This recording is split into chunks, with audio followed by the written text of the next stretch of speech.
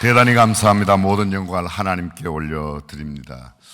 어제는 베다니 찬양대에서, 오늘은 임마누엘 찬양대에서 어쩌면 찬양대 수준이 거의 우리 교회 수준하고 비슷해서 너무 감사합니다.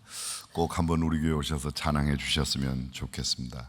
어저께 설교 후에 잠깐이었지만 영상을 통해서 우리 영락교회가 펼치고 있는 여러 분야의 선교에 대해서 상당한 감동과 깊은 영적 터치를 받았습니다. 특별히 영락교회가 세운 학교를 통한 학원 선교, 지금도 사학미션에서 귀하게 사역하시는 우리 김은성 목사님, 또 여러분 교회 장로님 또 활동하시는 분들을 보면서도 큰 도전이 됩니다. 대한민국의 군선교 영락교회를 뺄 수가 없죠. 그런데 이번 특별 2023년 선교 부흥회와 겸해서 농어촌의 미자립 어려운 교회, 또 사역자들을 돕는 이런 귀한 의미 있는 사역 하신다는 게 얼마나 감사한지요. 어저께 저녁에 특별히 마지막 언급한 말씀 가운데 문화예술 선교를 언급하셨는데 시대 감각에 맞는 탁월한 선교 방향이 아닌가, 저희들도 열심히 함께 배우고 따라가도록 하겠습니다. 우리 교회는 1951년도에 한 장로님에 의해서 세워진 교회인데요, 김장한 목사님, 여러분들 잘 아시는 김 목사님께서는 사실은 3대 목사님으로 부임하셔서 45년 담임하시고 은퇴하신 지가 만 19년 되셨습니다. 제가 수원용왕침례교회 김장한 목사님을 1976년도에 배워서 꽤 많은 시간이 흘러 제가 담임이 된 지가 이제 만 19년 되었습니다. 저도 얼마 안 있으면 이렇게 강단에서 물러나겠지만 영락교회가 한 걸음 앞서가며 한국교회에 준 귀감과 도전, 저희들도 잘 따르고 잘 하도록 하겠습니다. 오늘 이 자리에 나오지 못하셨지만 나오신 여러분 진심으로 감사드리고, 또 어디에 계시든지 영상을 통해서 예배드리시는 모든 분들에게 하나님의 크신 은혜와 평강이 함께 하시기를 주님의 이름으로 축복합니다. 어느 주일 아침이었습니다. 70대 노모님과 40대 아들이 실갱이가 벌어졌어요. 아들의 말인즉 오늘은 예배당 가기 싫다는 거예요. 엄마는 그래도 예배당 가야 된다. 아들은 3가지 이유를 들어서 예배당에 가지 못하겠다고 했습니다. 첫 번째, 너무 피곤해서. 두 번째, 교회 가면 교회 여러 순서를 맡은 순서들이 너무 복잡하고 길고 했던 이야기 또 하고 그래서 지루하다는 거예요. 사실 영락교회 예배처럼 이렇게 깔끔한 예배를 드리는, 죄송합니다, 예배의 형식도 그러하고 내용도 그러하지만 그런 은혜스러운 예배를 드리지 못하는 그런 교회들도 있거든요. 아세요? 네, 있어요. 그것도 늘 불만이라고 생각하고, 무엇보다 본인이 교회 가면 자기를 찾아와서 자기를 괴롭히는 사람이 너무 많다는 거예요. 그래서 예배당에 가기 싫다. 첫 번째, 너무 피곤해서. 둘째, 순서가 너무 복잡하고 기도가 길고 찬양되는 음정과 박자의 완전한 자유를 누리기 때문에 그것도 불편하다. 이 수준 높은 이야기를 알아들으시죠? 예. 그리고 세 번째, 사람들이 많이 귀찮게 해서. 70대 어머님은 40대 아들에게 그래도 내가 교회에 꼭 예배당에 가야 되는 이유 3가지를 들었습니다. 첫 번째, 주일날은 주님의 날이기 때문에 이것저것 따지지 말고 무조건 가서 예배를 드려야 한다. 두 번째, 사람 보고 가는 거 아니다. 하나님께 예배 드리는 거니까 꼭 가서 예배 드려야 한다. 세 번째, 네가 담임 목사인데 안 가면 어쩌냐 그러더랍니다. 알아들으세요? 주일날 담임 목사도 교회 가기 싫은 때가 있다는데요, 오늘 같은 목요일 저녁에 선교 대회 성회가 모인다고 나오신 분들 대단하고, 지금 TV 화면 앞에 또는 SNS를 통해서 예배에 참여하는 분들 정말 대단하십니다. 여러분 주변에 또 혼자 계시면 스스로라도 이렇게 머리를 쓰다듬으면서 참 대단하다고 옆 사람에게 대단하십니다, 엄지척 한번 하시면 좋겠습니다. 잘 나오셨습니다. 환영합니다. 사랑하고 축복합니다. 고 목사는 시잘데기 없는 이야기 하느라고 자꾸 설교 시간 까먹는데 어제처럼 그렇게 장황하게 길게 하진 않겠습니다. 주어진 시간에 짧게 함께 하나님 말씀을 함께 나누도록 그렇게 하겠습니다. 오늘 본문의 이야기는 여러분과 제가 너무도 잘 알고 있는 예수님께서 이 땅에서 보내셨던 십자가를 지시기 전 마지막 보내셨던 이른바 고난주간의 첫날, 소위 우리가 말하는 종려주일의 사건을 소개해 주고 있습니다. 팜 선데이, 종려나무 가지를 꺾어서 흔들고 길에 폈기 때문에 그 주일을 종려주일이라고 그렇게 표현합니다. 오늘 본문을 통해서 제목이 선교적인 삶이라고, 제가 네 꼭지를 함께 나누면서 한 꼭지 한 꼭지별로 선교적인 삶은 이런 삶이 아닐까 하는 그런 내용으로 여러분들과 함께 은혜를 나누고자 합니다. 본문을 주의 깊게 보면 나귀가 나옵니다. 나귀. 근데 그 나귀를 이렇게 보십시오. 여러 가지 나귀 모습이 나오겠지만 한 네 가지의 모습으로 나귀를 딱 정리할 수 있을 것 같습니다. 성경을 보시면 예수님께서 감람산 벳박의 언덕 맞은편 마을로 두 제자를 보내시면서 너희가 가면 매여 있는 나귀와 나귀 새끼를 보리니, 여기 보면 매여 있는 나귀 보이십니까? 말이 안 되면 끄떡끄떡이라도 이렇게 해주시면 좋겠어요. 매여 있는 나귀. 예수님께 보냄을 받은 두 제자가 그 매여 있는 나귀를 매여 있는 상태에서 매여 있던 상태에서 풀려지고 있는 나귀 보이십니까? 세 번째, 그 나귀를 끌고 와서 예수님이 그 나귀 위에 타셨습니다. 예수님은 33세의 청년입니다. 근데 이 나귀는 태어나서 한 번도 등에 짐을 얹어본 적이 없어요. 처음 그 나귀의 등에 예수님이 타셨을 때 이 나귀는 굉장히 힘들고 어려웠을 거라는 거죠. 그 고통받고 있는, 힘들어하고 있는 나귀의 모습이 보입니까? 네. 마지막에 또 보면은 이 나귀가 예수님을 등에 태우고 벳박의 언덕 그 가파른 내리막길을 내려가고 다시 예루살렘 동문을 향해서 굉장히 깎아지른 듯한 그 가파른 길을 올라가 예루살렘 성에 들어갈 때 수많은 사람들이 나귀를 향하여 막 환호를 올리는 겁니다. 물론 예수님을 향하여 환호를 올리지만 나귀가 이 환호를 다 받고 있는 거예요. 뭐라고요? 호산나 다윗의 자손이여 찬송하리로다. 호산나라는 이런 찬양을 듣습니다. 이 네 나귀의 모습, 저는 이 나귀의 모습과 우리의 모습, 나의 모습, 저의 모습을 한번 견주어서 생각해 보려고 합니다. 오해는 하지 마십시오. 이게 성경을 알레고리컬하게 무슨 풍자적인 다른 의미를 담으려고 아니고 그냥 한번 그렇게 대입해 보려고 그래요. 이 나귀가 매여 있던 상태에서 풀려진 것은 누구에 의해서 풀려졌다고요? 사실은 제자들이 풀었지만 누구에 의해서? 예수님께서. 그렇습니다. 저는 이 매여 있는 나귀의 모습 속에 아직 예수님을 만나지 못했던 때의 나의 모습을 보면 내가 세상에 흑암의 권세에, 죽음의 권세에, 어둠의 권세에 매여 있던 그런 모습이 아니게, 예수님 만나기 전에 매여 있던 이 나귀의 모습과 우리의 모습이 어쩌면 비슷하다, 그런 생각이 듭니다. 그 매여 있던 영원한 지옥의 형벌로부터, 저주로부터, 죽음의 권세로부터 벗어날 수 없었던 우리를 유일하게 그것으로부터 자유케 하는, 해방시켜주는, 구원시켜주는 유일한 길은 주님밖에 없는 줄로 믿습니다. 나는 김 집사님 통해서, 이 집사님 통해서, 박 장로님 통해서 예수 믿었습니다. 복음을 전한 분들은 그들이지만 나를 결정적으로 구원해 주신 분은 우리 주님이라고 믿으시면 아멘. 그렇습니다. 매여 있던 나귀가 해방을 받는, 풀려지는 나귀입니다. 그런데 여러분, 그런 구원의 감격만 가지고 살면 얼마나 좋겠어요. 매여 있다가 풀려질 때의 해방감만 갖고 자유로운 그 느낌만 가지고 산다면 얼마나 좋겠습니까? 근데 그렇지 않아요. 예배당에 와보면 몇 년 지나면 권찰하라고 그러고 집사하라고 그러고 그다음에는 권사, 장로 뭐 이런 거 하라고 그래서 막 또 남전도회 회장해라, 여선교회 회장해라 뭐 막 그런 거 하죠, 그죠?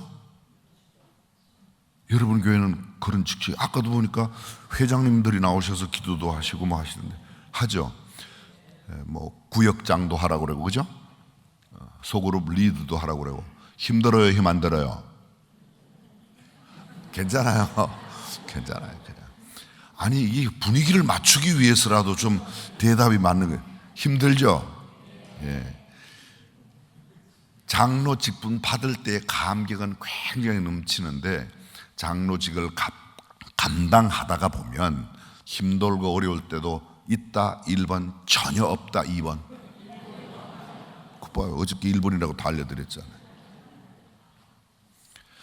예수님을 등에 태운 나귀가 처음 어쩌면 신났을지는 몰라도, 아니 해방받을 때 기쁘고 즐거웠을지 몰라도,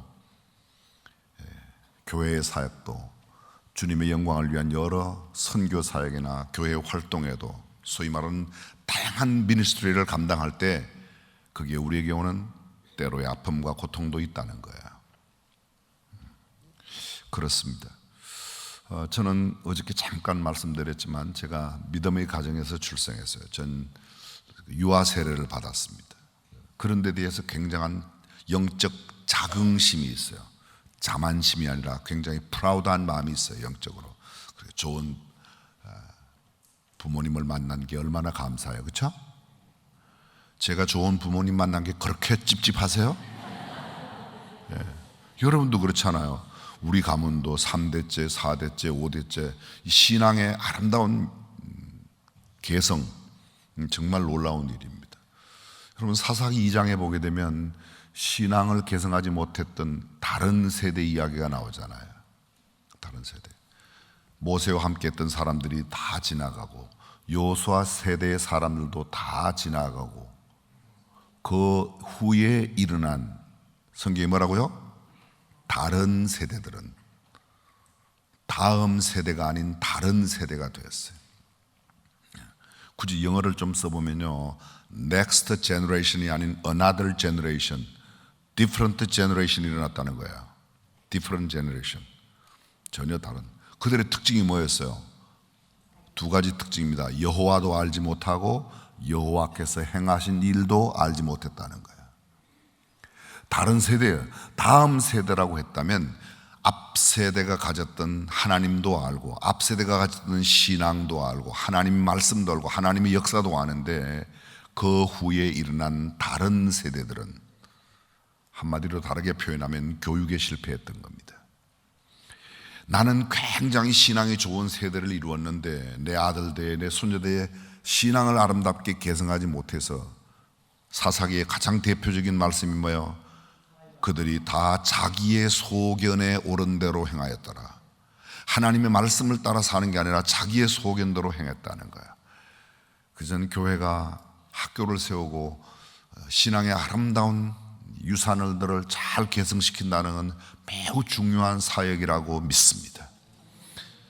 여러분 교회가 그 사역을 정말 잘하셨던 거예요. 대광학교를 비롯해서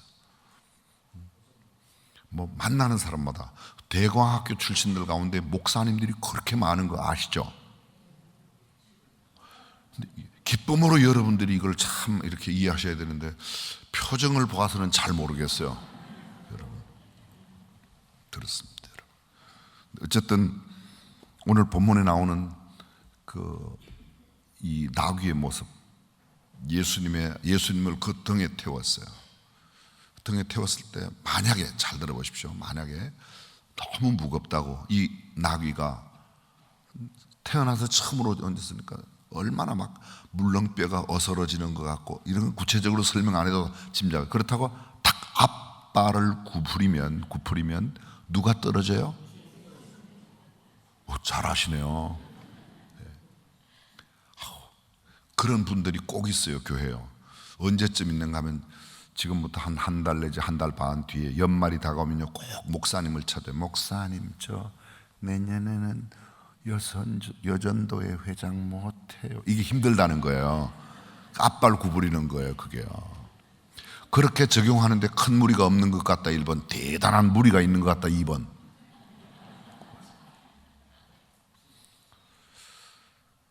선교적인 삶이란 무엇인가? 힘들고 어려울 때에도 앞발 굽히지 않는 거라고 생각하면 되겠습니다. 막 그래도 예수님을 태우고, 아마 성지순례 달려오신 분들은 아실 거예요.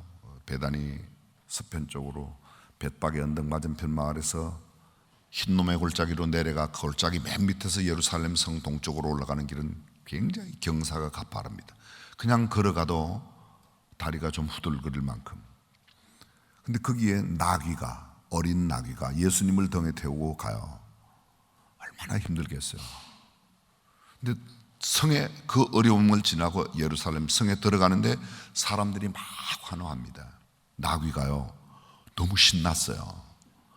사람들이 겉옷을 펴고 종려나무 가지를 흔듭니다. 여러분 이때껏 혹시 죄송합니다, 만화책 속에서라도 사람들의 겉옷으로 포장된 길을 걸었다는 나귀의 이야기를 들어본 적이 있어요? 이 성경에 있잖아요.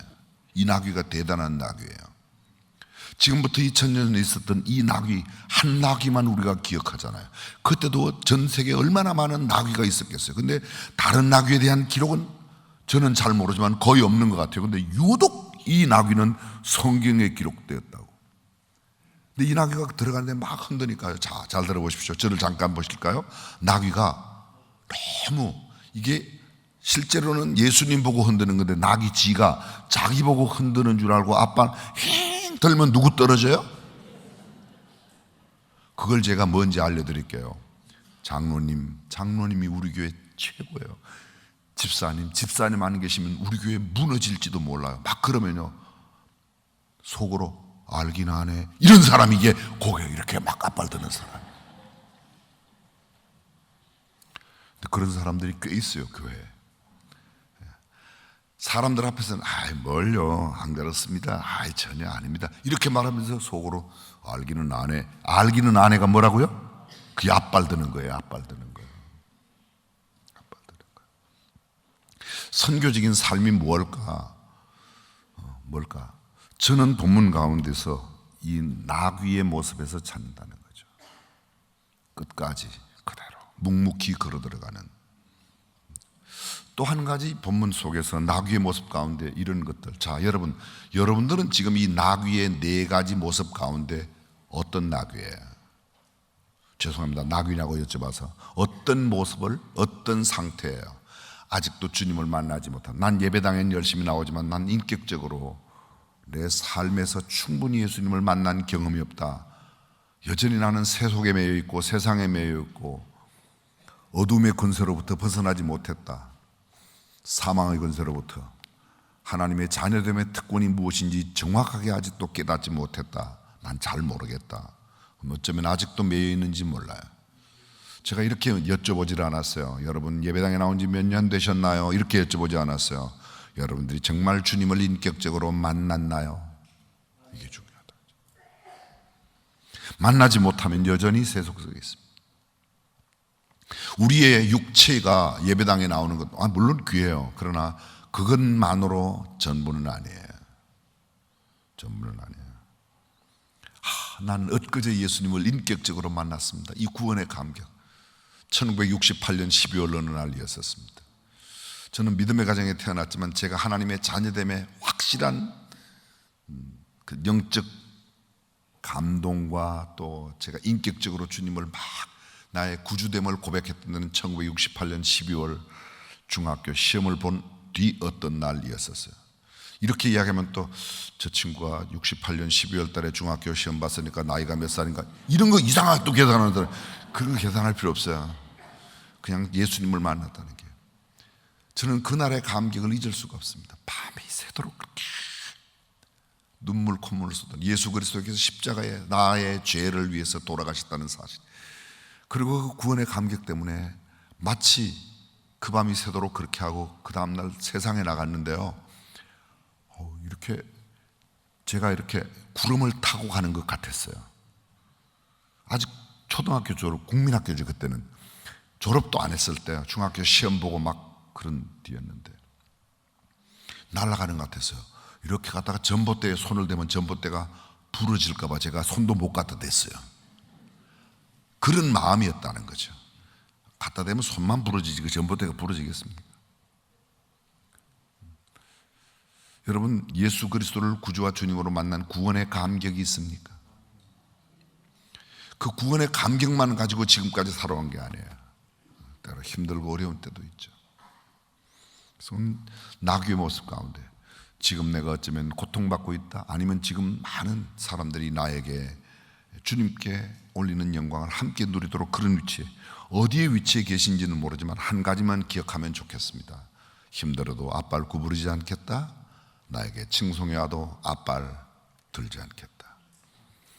저는 선교적인 삶이 뭐냐고 묻는다면 나귀의 마지막 모습에서, 그러면 묵묵히 걸어가면 결국은 영광스러운 새 예루살렘에 들어가게 될 줄로 믿습니다.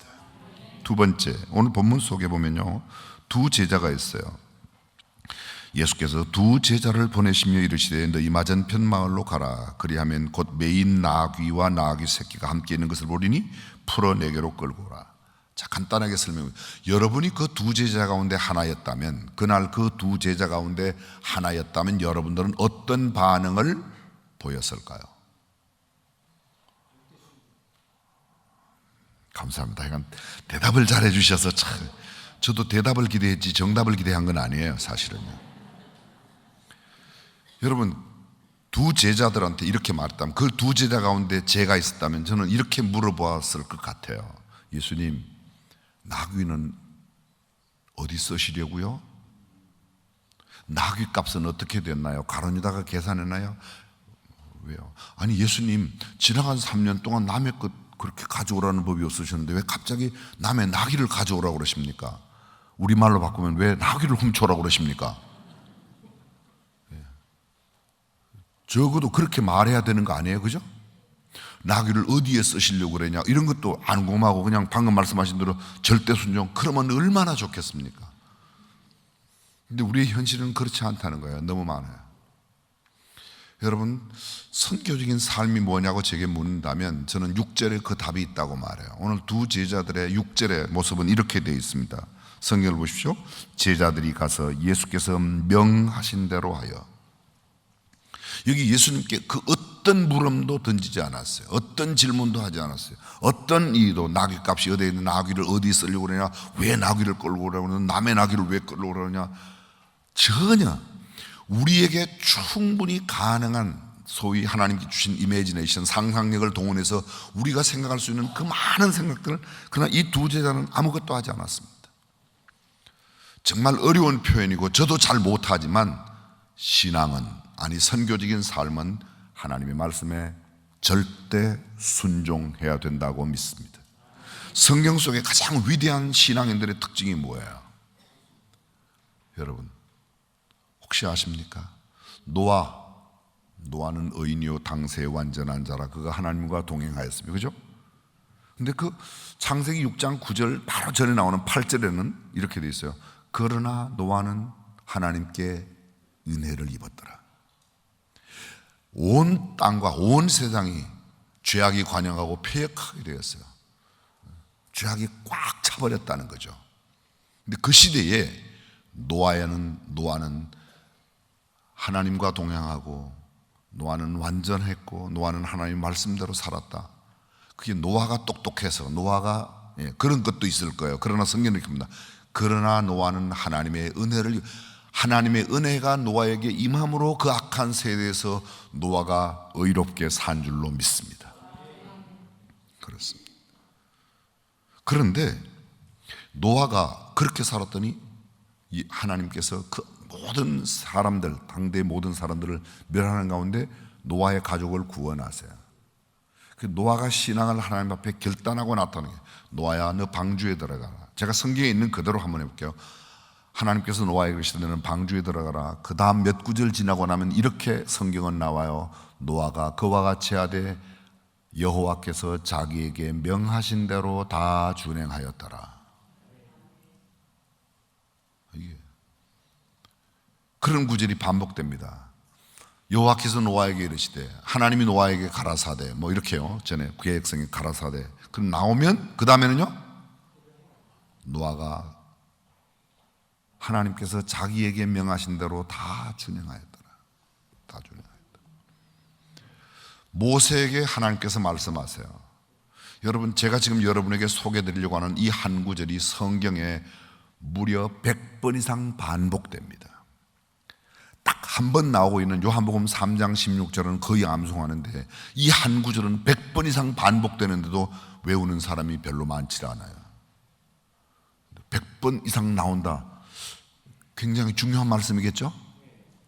그게 이 말씀이에요. 개역 성경에 있는 대로 보면 여호와께서 모세에게 일러 가라사대. 여기 한 구절로 되어 있는데요, 요 구절로만 되어 있는 구절이 68번.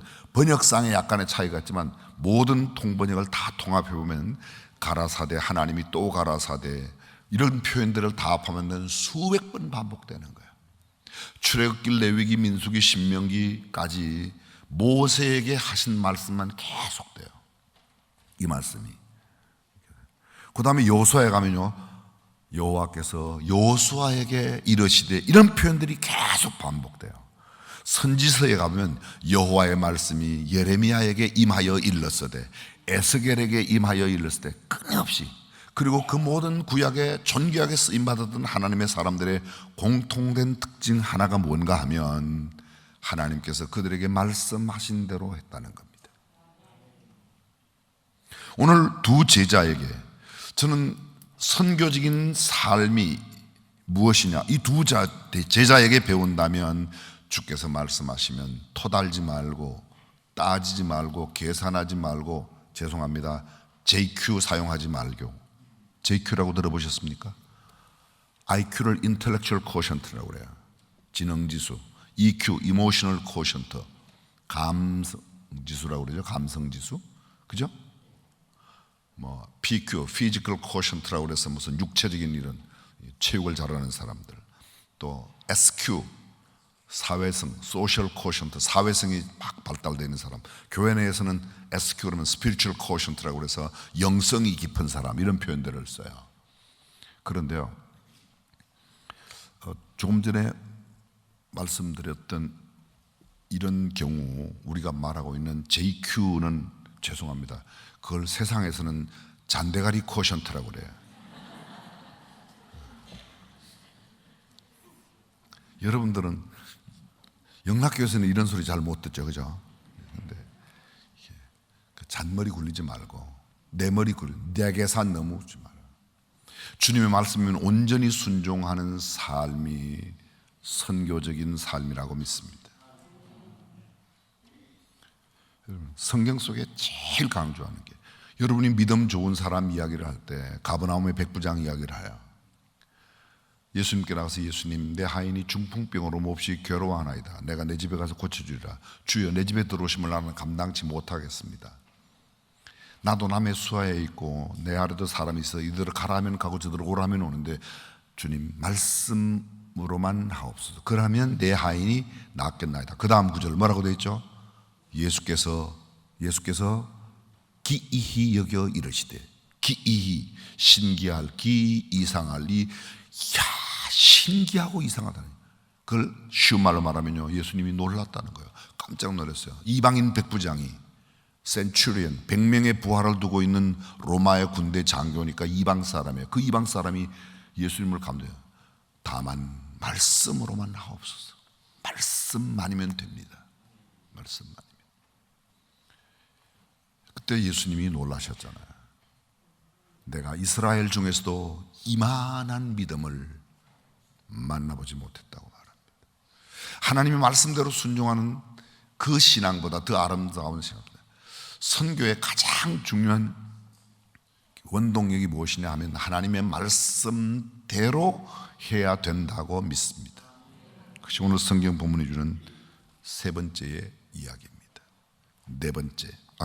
두 번째입니다. 세 번째. 자, 보십시오. 오늘 본문에 이 이야기가 나옵니다. 나귀의 주인에 대해서 자, 성경을 보겠습니다. 누가 무슨 말을 하거든 주가 쓰시겠다 하라. 나귀와 나귀 새끼를 끌고 와서 자기들이 겉옷을 입히는, 오늘 성경 본문과 똑같은 내용을 담고 있는 누가복음 19장 28절 이하에 보게 되면요, 두 제자들이 갔을 때 성경이 이렇게 말해요. 잘 주의 깊게 들어보십시오. 나귀의 임자들이 와서 왜 남의 나귀를 끌고 가냐고 제자들에게 말합니다. 여기서 제가 강조한 부분이 뭐예요? 나귀의 임자들이 와서, 임자들, 이 나귀는 한 사람의 소유가 아니라는 거죠. 적어도 두 사람 이상의 공동 소유예요. 공동 소유예요. 두 사람일 수도 있고 세 사람일 수도 있는데 성경은 정확하게는 말하지 않지만 제가 헬라 원어를 찾아봤더니 누가복음에요, 나귀의 임자들이라고 되어 있어요. 복수로 되어 있어요. 복수로 되어 있어요. 네. 그 말은 내놓았다는 겁니다. 이게 부부간에도 그게 잘 안 되잖아요, 그죠? 집에서 가끔 이번에 이거 우리 선교에 드립시다 그러면요, 여보가 동의를 안 하거나 남편이 동의를 안 하거나 그런 경우도 종종 있죠. 표정 관리 하시지 말고 그냥 그럴 수 있다는 것만으로도, 그렇죠? 있어요. 근데 여기는 임자들, 공동의 소유인 그 나귀의 임자들이 나귀를 내놓았다는 겁니다. 이게 참 쉽지 않습니다. 쉽지 않습니다. 근데 기꺼이 내놓았어요. 무엇을 위해서? 예수님을 위해서 내놓았단 말이죠. 나귀의 임자들이 예수님이 쓰신다는 이유 하나만으로, 저는 한경직 목사님 생전에 계셨을 때 영락교회 예배당 건축의 스토리를 들은 적이 있습니다. 근데 이 영락교회 예배당이 소위 말하는 교회 공동체가 함께 드리는 예배당 건축할 때 이야기가 너무 큰 도전이 되었어요. 여러분들은 아마 다 잘 아실 거예요. 그죠? 너도 나도 하나님의 영광을 위한 전을 짓는 일에 마음과 뜻을 모두었던, 그리고 그분들의 후손들이 하나님 앞에 누리게 되는 여러 가지 복과 큰 영광들을 우리는 생각합니다. 나귀 공동 소유니까 두 사람이라면 한 사람이 나귀 반 마리 드린 거예요, 그죠? 근데 이것도 완전히 드린 것도 아니죠. 아마 예수님 타고 들어가시고 나귀 주인에게 나귀 그 이후에 기록이 없으니까 잘 모르지만 돌려드렸을 것 같아요. 나귀 쓰시고 돌려주셨을 것 같아요, 그죠? 어떤 건지는 잘 모르지만 그냥 예수님이 타시고 그 예수님이 나귀를 그냥 가져가셨다, 뭐 팔아 잡섰다, 이런 이야기 없지 않습니까, 성경에? 만약에 쓰시고 돌려 보냈다면 잠깐 빌려드린 거고, 그죠? 만약 그냥 가져가셨다고 그래도 두 사람이라면 나귀 반 마리 드리고 성경책에 기록이 됐다니까요.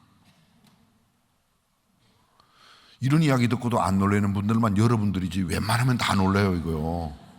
이게 얼마나 놀라운 사건이에요, 여러분. 그렇죠? 선교적인 삶이 뭐냐? 주님이 쓰신다고 말하면 정말 함께 마음을 합하여 할 때, 저는 이번 여러분의 선교 성회를 통해서 미자립 농어촌 교회라든지 또 새롭게 세우고자 하는 예배당 세우는 일이 아름답게 결실 맺기를 주님의 이름으로 축복합니다. 거기에는 내가 필요해요. 네가 아니라 내가 필요하다는 거죠. 나귀 주인의 모습에서, 자, 정리해 볼까요? 첫 번째, 나귀의 모습에서 저는 선교적인 삶의 모습이 무엇인가? 발 구부리지 말자, 앞발 들지 말자. 그 다음에 두 제자, 주님 말씀이면 그대로 순종하자. 말씀대로. 저와 여러분들이 정말 성경 말씀을 얼마나 가까이 지내신지는 모르겠어요. 대부분은 거의 매일 성경을 읽으시죠, 그죠? 아니, 그게 어려워요? 숨은 맨날 쉬는데. 진짜로요. 성경, 여러분들은 지금 당장 막 궁금하실 거예요. 너는 매일 읽냐? 막 이렇게 묻고 싶죠, 그죠? 전에는 못했어요. 근데 지금 근래에 수년째는 성경 말씀은 매일 어쨌든지 하여간 꼭 읽어야지 돼. 꼭 읽어야 돼. 꼭 읽어야 돼. 저는 읽어서 여러 사람들에게 함께 나누기도 하는데요. 스마트폰에 이렇게 제가 녹음을 해서 매일 한 400명에게 제가 녹음한 걸 보내드리긴 한데, 근데 그 보내드린 사람이 그 말씀을 듣는가에는 제가 솔직히 그렇게 큰 관심도 없어요. 제가 읽었다는 게 그렇게 계속하면, 녹음은 5분이지만 어떤 때는 5분만 읽는 게 아니라 10분도 읽고 뭐 시간 길게도 읽고 하지만 어쨌든 성경 말씀을 이렇게. 어떤 집안에 아버지가 세 아들을 두고 있었는데요, 죽기 전에 아들을 불러서 마지막 유언을 하는 거예요. 주로 우리는 어떤 유언을 하죠? 여러분들 집안에서 여러분들 어르신들이나 아니면 먼저 가신 분들이 어떤 유언을 하시냐고요. 첫째야, 너는 집을 가져라. 둘째야, 너는 논밭을 가져라. 이런 거 하시잖아요, 그죠? 아니 그냥 여쭤보는 거예요. 너무 계산하지 말고 그냥 단순하세요. 심플러스, 단순할 필요가 있어요.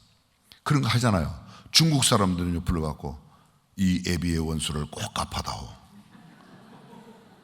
중국은 거의, 제가 중국 갔을 때 어떤 그 차량을 타고 가다가요,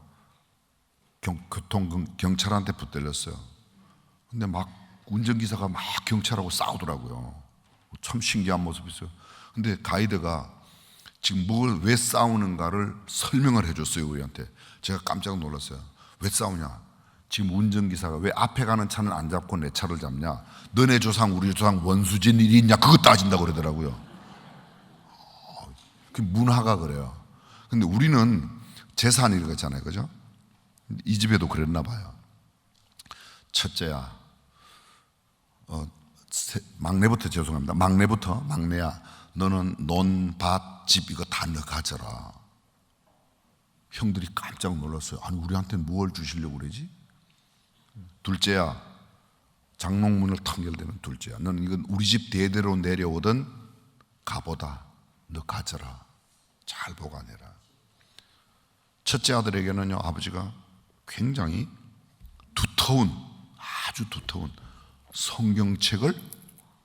두터운 지프 달린 성경책을, 아들아 너는 이걸 가져라. 그리고 아버지가 돌아가셨어요. 삼형제가 아버지 장례를 다 마쳤습니다. 딱 마치고 난 뒤에 삼형제가 모였는데 셋째가 그러더래요. 형님, 논, 밭, 집 이거 당연히 이렇게 우리가 골고루 나눠야 되는데 아버님의 유언이라 드릴 수가 없습니다, 그러더래요. 거의 돈은 그래요. 그게 뭐 그 집이야 이야기만 아니고 우리도 거의 비슷비슷할 거예요. 둘째가 또 하는 겁니다. 형님, 우리 집 대대로 내려온 갑오야 마땅히 장형 되시는 형님이 가지셔야 할 것이지만 아버님의 유언이라 드릴 수가 없다고 그러더래요. 큰형이 너무 어이가 없고 기가 막혀서 나는 뭐 이거 집어 던지고 그냥 집을 나갔어요.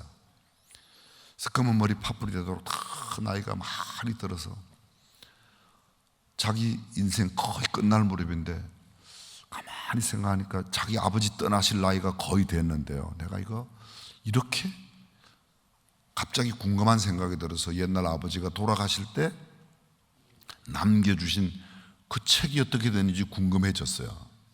그래가지고 집으로 돌아와서 저 보니까 구석에 그대로 있는 거예요. 먼지가 포얗게 앉아있는 걸 찾아가지고 지프를 여니까 이게 너무 오랫동안 안 열어가지고 잘 안 열어요. 굉장히 찍찍찍찍 해고 열고 딱 폈는데 이게 웬일입니까? 수표가 한 장 들었더래요. 수표가. 아니 그 집 수표라도 여러분도 조금 놀라는 신용을 하세요. 수표에 동그라미가요 10개가 붙었더래요. 동그라미가 10개가 붙었대요. 얼마짜리예요? 그런 걸 보신 적이 없으시니까. 단, 10, 100, 1000, 만, 10만, 100만, 1000만, 억, 10억 동그라미 10개가 붙었으니까 앞에 100억짜리 수표. 세상에 얼마나 놀랐겠어요, 그죠? 근데 이 소용이 없어요. 왜요? 이미 내가 너무 늙었어요. 이 성경책이 아까 제가 그랬잖아요. 여러분들은 그냥 무심코 들었지만 두터운 성경책이라고 그랬잖아요. 한 장, 수표 한 장 넣었다고 두터워지겠어요? 그래서 이번에 신학적으로 한번 턱 폈더니 또 들었더래요. 이번엔 동그라미 9개짜리가 붙더래요. 얼마? 10개짜리가 100억이면 10억. 이게요, 창세기 1장부터 요한계시록 22장까지 빼곡하게 들었더래요.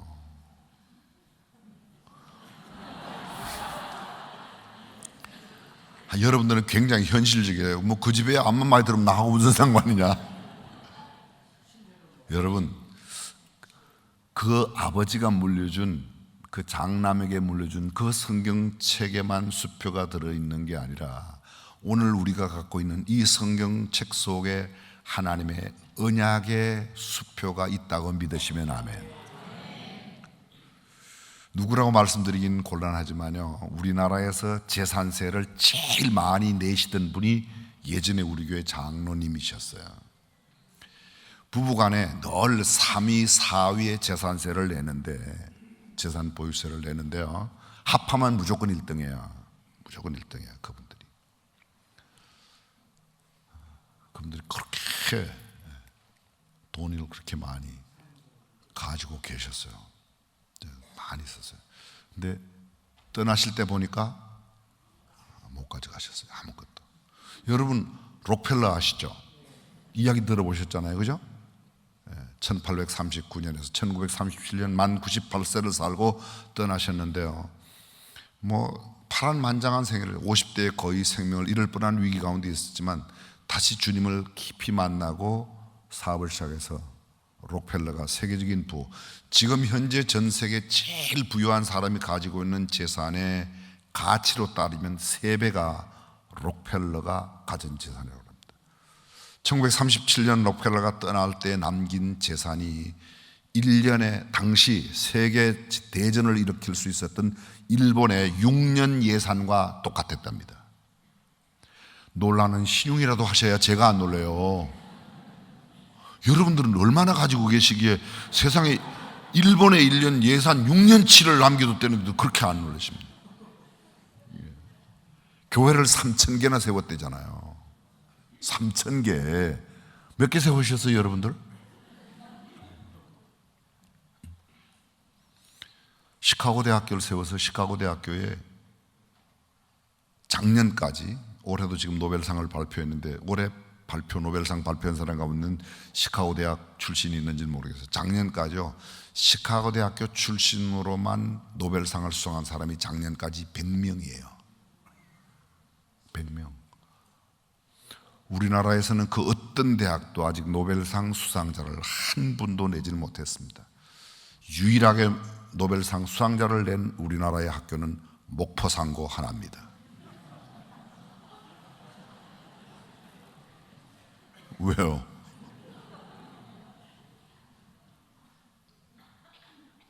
록펠러가 세상을 떠난 뒤에 록펠러의 재산을 관리했던 소위 말하는 대표 변호사님께 회장님이 얼마나 두고 가셨냐고 여쭤봤어요. 그때 딱 한마디 했습니다. 뭐 일본의 예산 6년치를 남겼습니다. 그게 아니고 그냥 이렇게 말했습니다. 다 두고 가셨습니다.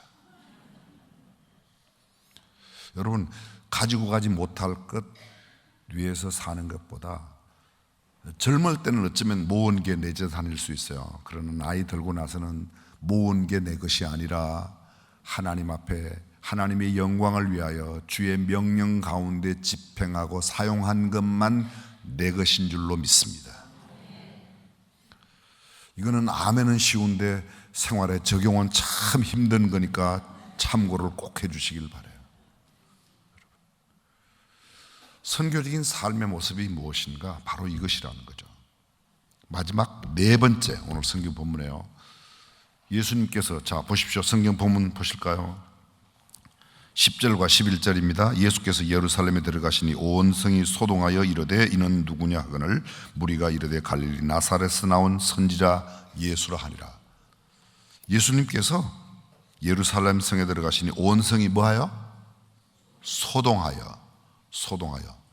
그냥 우리 말로 옮기면 난리가 난 겁니다. 좀 고상한 표현으로 말하면 아주 놀라운 일이 일어났어요. 놀라운 일이. 예수님이 나귀를 타고 성에 들어가셨을 때 그 예수님이 오늘도 살아계세요. 아멘. 그런데 그 예수님이 예루살렘 성에 들어가실 때 굉장히 큰 소동이 났어요. 지금 예수님이 어디 계시죠? 네, 내 안에 계시죠. 그죠? 그러면 예수님이 내 안에 계시다면 내 안에 계신 예수님이 내가 어디를 가면, 내가 캠퍼스에 갔다, 내가 시장에 갔다, 내가 어디 회사에 갔다, 내가 어디 여행을 갔다, 그러면 내 주변에 있는 사람들이 내 안에 있는 예수님 때문에 소동이 일어나야 된다 1번, 안 일어나도 괜찮다 2번. 그냥 웃어 넘어가지 마시고 그냥 냉철하게 생각하고 있어요. 일어나야 돼요, 안 일어나야 돼요? 그런데 거의 안 일어난다 1번, 일어난다 2번. 희망사항을 말하는 게 아니고 현실을 이야기하라는 거예요. 이 현실. 거의 안 일어나. 그러면요, 제 안에 계시는 예수님은 돌아가신 죽은 예수예요? 여러분, 이거 우리가 가슴을 치고 통탄해야 돼요. 내가 예수 그리스도를 구주와 주님으로 영접해서 주님이 내 안에 계시고 내가 주님 안에 사는 삶을 산다면 내가 가는 곳에도 거룩한 소동이 일어나야 된다고 믿습니다. 선교적인 삶이라는 게 뭐예요? 예수 믿는 영락교회 권사님이 여기 시장에 갔는데요, 시장에 갔어요. 시장 사람들이 권사님이 탁 나타나면 저분 예수 믿는 사람이야, 저분 권사님이야, 저분은 달라, 이런 이야기가 나와야 된다는 거예요. 근데 나오죠?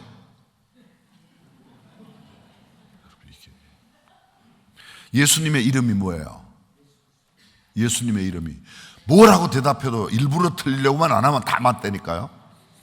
예수님이 이 땅에 오시 700여 년 전에 이사야를 통해서 이는 한 아기가 낳고 한 아들을 우리에게 주신 바 되는데 그의 이름은 그냥 생각을 좀 하실 필요가 있어요. 그의 이름은 기묘자라, 모사라, 전능하신 하나님, 영존하신 아버지, 평강의 왕. 그럼 이사야가 예언하고 있는 예수님의 이름, 이사야 7장 14절, 보라 처녀가 잉태하여 아들을 낳을 것이고 그 이름을 임마누엘이라 하리라. 그때는 임마누엘이에요. 그래서 마태복음 1장에는 아들을 낳을 이름을 임마누엘이라. with예요. 마누란 말은 we, our, us예요. El, God, with us God. 하나님이 우리와 함께 하시다. 임마누엘이에요. 그게. 근데 그것 말고도 이사야서 9장 6절에서 조금 전에 말씀드린 대로 그의 이름은 기묘자라. 기묘자가 영어 이름으로 His name is the wonderful. the 플러스 형용사는 형용사의 성품을 가진 보통 명사예요. 정통 종합 영어 제1과에 나오는 겁니다. 제가 학원의 영어 문법 강사 출신이죠. 여기 혹시 영어 교수님 계신지 모르겠어요. 더 정관사 더 플러스 형용사는 원더풀이란 말이 뭐예요? 미국 사람들이 이런 표현 잘해요. 원더풀, how wonderful, what a wonderful. what 할 때는 A가 들어가고 how 할 때는 A가 안 들어가고. 이거는 중학교 영어 문제예요. 영어 강의까지 하면서 말씀을 드려요. 근데 how wonderful, 그게 wonderful이라는 게 와, 너무 멋져요. 너무. 근데 순수 우리말로 하면 놀라워요. 입이 안 다물어져요. wonderful. 그 예수님의 이름이 뭐예요? wonderful이라니까요. wonderful. His name is the wonderful. 그분은 원더풀한 분이란 말이에요. 근데 그 원더풀한 분이 어디 계시다고요? 내 안에 계세요. 우리 교회에 계세요. 교회 공동체 안에 믿음의 사람들 가운데 있어요. 그럼 그 놀라운 분이 내 안에 계세요.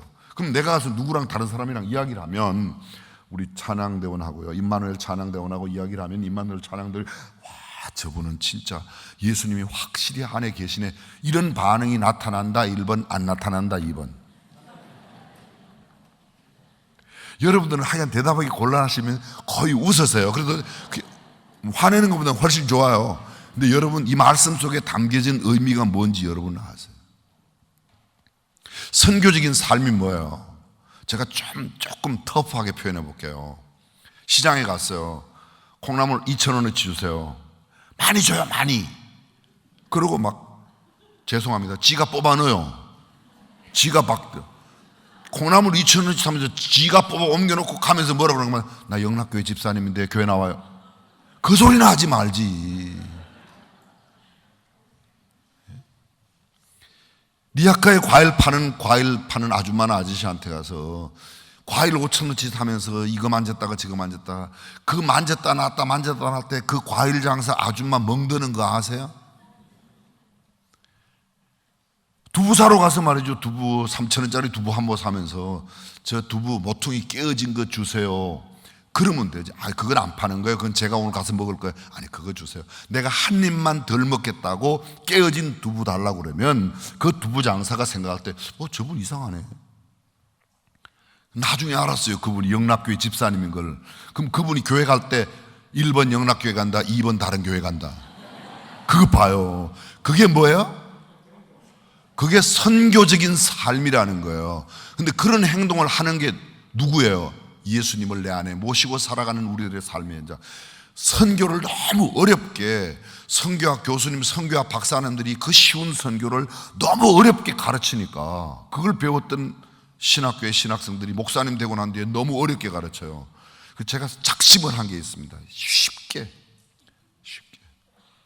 선교적인 삶이 뭐냐? 내가 콩나물 살 때 3,000원어치 살 거 2,000원어치만 사세요. 그리고 그날 1,000원 아꼈으면 1,000원 갖다가 선교 헌금 함에 넣든지 내가 모아두었다가. 개인적인 간증을 드려서 우리 교회에서 함께 합니다. 매일의 감사로 민족을스럽게 저희들은 매년 연말에 각 가정마다 개인마다 감사저금통을 다 드려요. 거의 가져가요. 그래서 감사를 느낄 때마다 감사일기를 쓰고 감사저금통에, 어떤 날 가다 보니까 맹인을 보았는데 제가 눈 뜬 게 너무 감사해요. 평소에는 별로 생각 못해서 하나님 눈 뜬 게 감사합니다. 그날 와서 그냥 감사저금통에 5,000원, 10,000원 넣어요. 그리고 추수감사주일 되면 따로 추수감사헌금을 따로 할 필요가 없고 그냥 감사저금통만 가지고 와요. 근데 여러분 죄송합니다, 그냥 간증으로 들어주세요. 우리 교회는 추수감사헌금이 꽤 많이 들어와요. 하루에 눈 뜨는데 1,000원 내고 눈 뜰 거예요? 아우 너무 비싸, 나 눈 감고 살 거예요.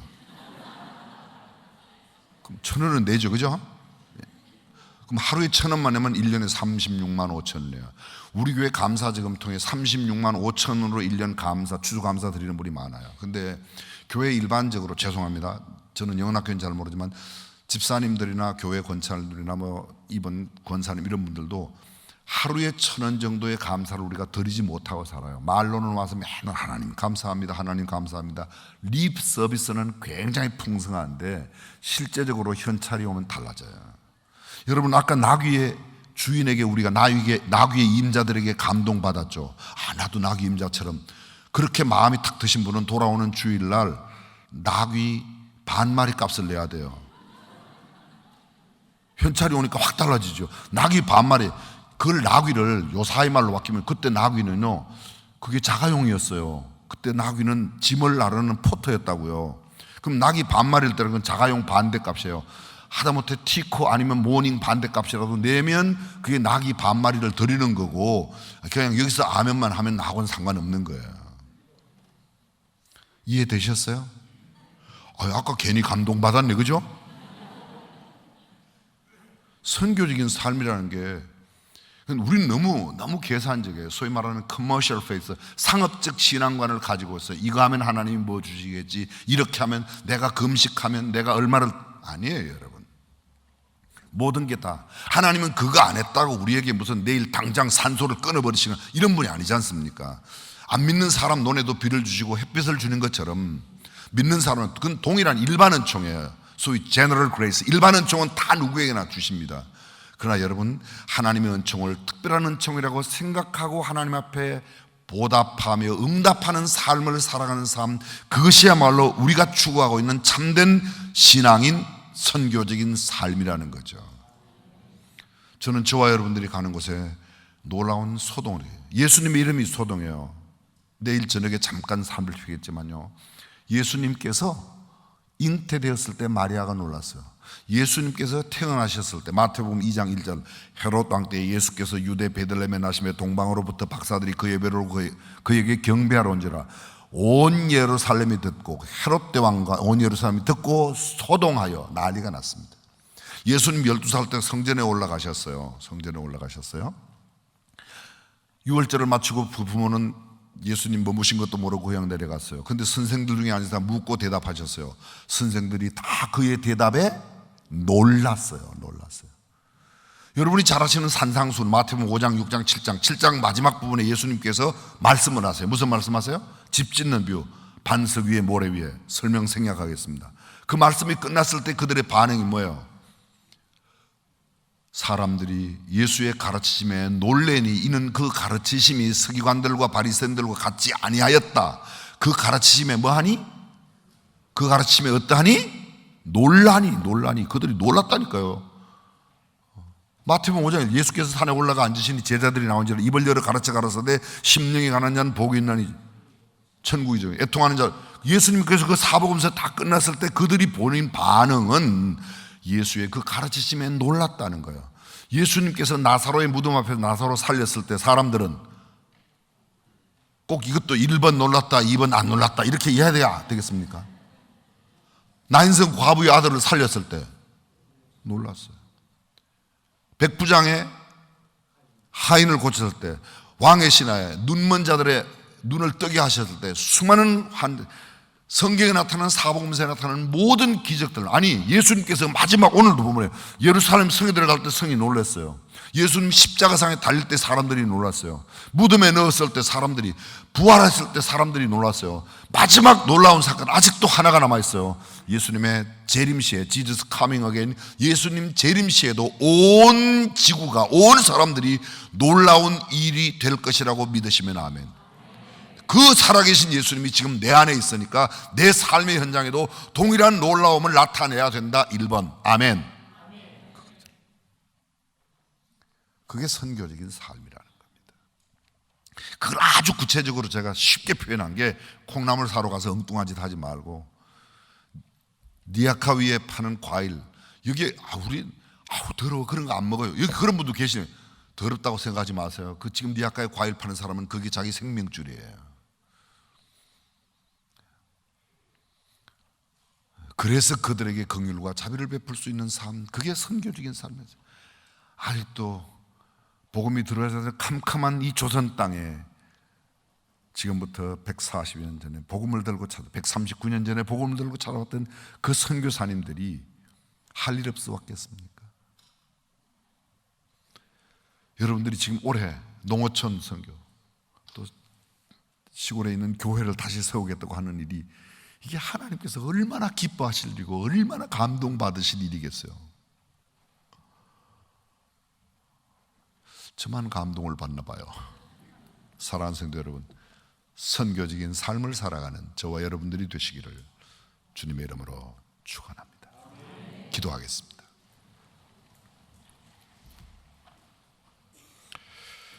주의 눈을 감고 머리 숙여 한번 생각해 보겠습니다.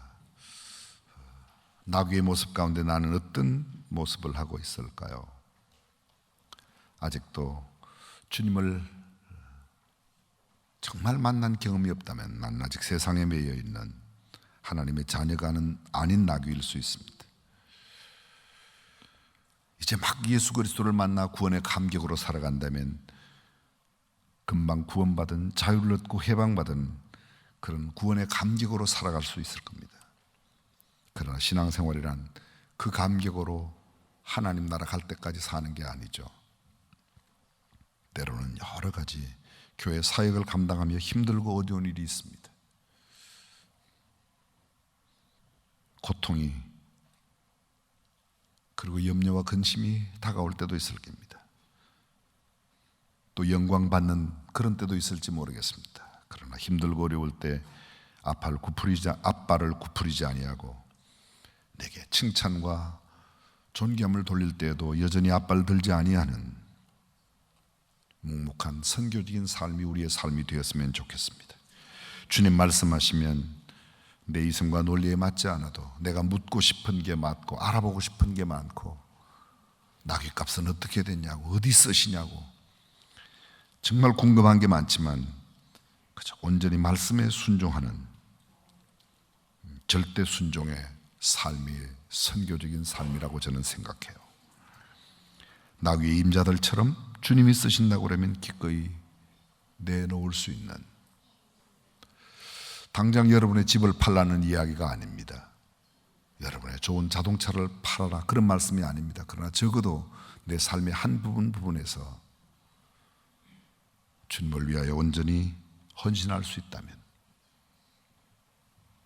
그리고 마지막으로 예수 그리스도로 말미암은 거룩한 소동의 역사가 저와 여러분 까닭에 일어났으면 좋겠습니다. 한국의 역사에 이미도 영락교회는 큰 흔적을 많이 남겼습니다. 학교를 통해서, 군선교를 통해서, 농어촌 선교를 통해서, 해외 선교를 통해서 이번 선교대에 다시 한번 다짐하고, 주님, 제 삶의 현장에서 작은 것으로나마 선교적인 삶을 구체적으로 살겠습니다. 전능하신 우리 하나님, 이렇게 하나님의 뜻을 가장 존귀하게 생각하고 그 뜻 이루기 위한 선교 성회를 열었사온데, 이 성회를 통하여 하나님이 더 영광 받으시는 아름다운 열매가 많이 맺어지게 하여 주옵소서. 한국의 역사 속에 지울 수 없는 귀한 흔적을 남긴 영락교회, 그 이름에 걸맞고 주님의 존귀하신 영광에 걸맞는 아름다운 삶이 우리 시대에도 또 일어나게 하여 주옵소서. 우리 주님 예수님의 이름으로 기도합니다. 아멘. 아멘.